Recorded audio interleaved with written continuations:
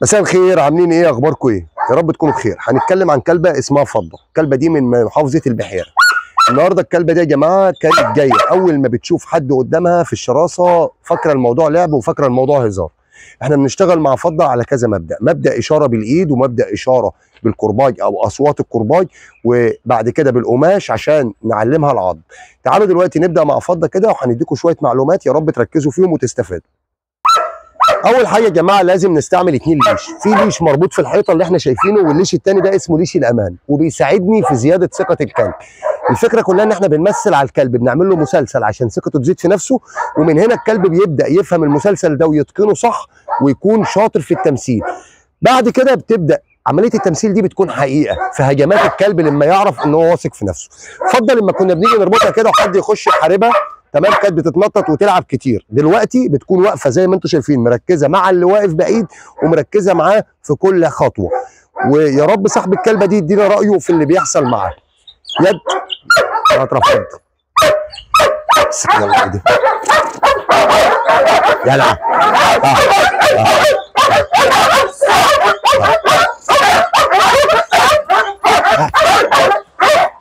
شفنا هنا دخلة الكلبة دي بيكون شيء مهم جدا. الكلب لما بيدخل على المهاجم بالطريقة دي والمهاجم بيجري منه ويخرج بره يختفي من قدامه زي ما احنا شايفين الرجالة مختفيين يا جماعة. تمام؟ اختفاء المهاجم ده بيعرف الكلب ان انت مسيطر على المكان، يعني دخلتك عليا خلتني اترعبت ومشيت من عندك خالص، وهو الكلب عايز كده مش عايز اكتر من كده، عايز ان المهاجم ما يقربش من المكان ده. مش هنقول بقى المهاجم بالنسبة للكلب، الكلب بيفهمه ان هو عدو ليه. تمام؟ يعني الكلب ما يعرفش ان ده حد بيهاجمه والكلام ده كله، الكلب عارف ان ده عدو ليه داخل يحاربه. من هنا بيبدا الكلب يثق في نفسه وبيبدا ان هو يخش بقلب جامد، ودي ما بنقولش عليها شراسه، دي بنقول عليها ثقه بالنفس للكلب. شاطر، تعال خش يد بس كده، سريع يلا بس كده.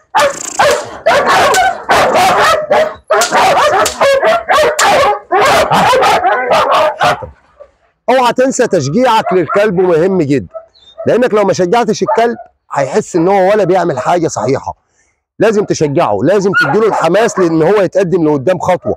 طبعا ده بيفيد الكلب بعد كده اخر التدريب. وماشي يلا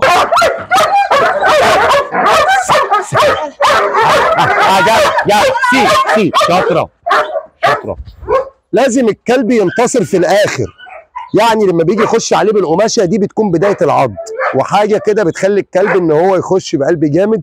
وبعد كده لما بيجي يمسك القماشه باسنانه لاول مره بيمسكها ويسيبها بسرعه.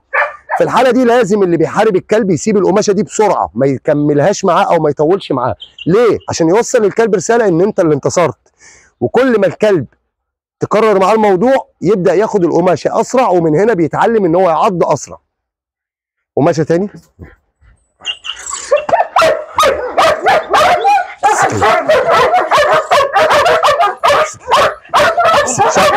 شاط خلاص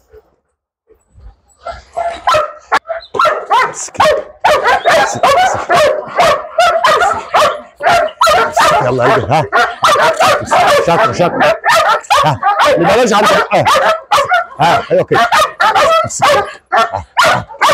يلا ها يلا بلاش عند بقى امسك يلا ها جدع بلاش عند بقى يلا يلا يلا اول ما تحدوا تسيب شاطره. لما بنيجي نخش على مرحله الدراع هي الفكره ان احنا يعني بنخلي القماشه تخنت شويه بقى ليها ماسكه شويه. كلب مع كل حاجه بيعضها كل مره بتغير له حاجه بيبدا ان هو يكون اول مره قلقان منها. لازم اول ما يعضها يسيبها له، وما ينفعش ان يوسف يحارب الكلبه بالدراع وطالما ما مسكتهوش ان هو يطلع يمشي، لا انت لازم تتنك معاها بالدراع لحد اول عضه وبعد كده تسيبه وتخرج. في الحاله دي وخروج يوسف اقنعنا الكلبه ان اللي انت عملتيه وعضيتي الدراع خليتي العدو ماشي من قدامك. بلاش عند بقها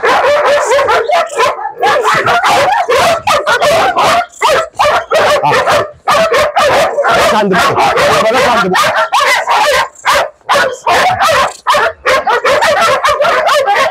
كده. جدعه. برافو. لما تيجي تحارب الكلب بالدراع او بقماشه ما تخليش بق الكلب هدف ليك. ليه؟ خلي الكلب هو اللي ياخد الحاجه منك، مش انت اللي داخل في نيتك تديله الحاجه دي. تديله الحاجه دي يبقى انت بتحوله لموضوع لعب وبيمسكها يعني باهمال. انما لما تدوخه على الحاجه دي وعلى الدراع والحاجات دي كلها يبدا ان هو يحرك بقه، محتاج ان يعضها، محتاج ان يمسكها. الحاجه دي هي سبب ان هي مدوخاه، سبب ان لو خدها منك هتخرجك بره. فمن هنا بيبدا ان هو يمسك الحاجه دي باتقان. يلا ها دوخ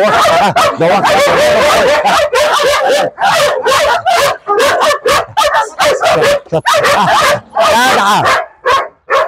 لو لاحظنا ان كل مره بتكون اقوى من الثانيه، كل مره بتعض اكتر. تحياتي ليكم، يا رب تكونوا استفدتوا. لحد هنا هنستكفى. ولو انتم شايفين انكم استفدتوا من الحلقه دي اكتبوا لي في الكومنتات يا جماعه. ولو صاحب الكلب شايف ان كلبه بيتغير ما ينساش يكتب لنا برضه.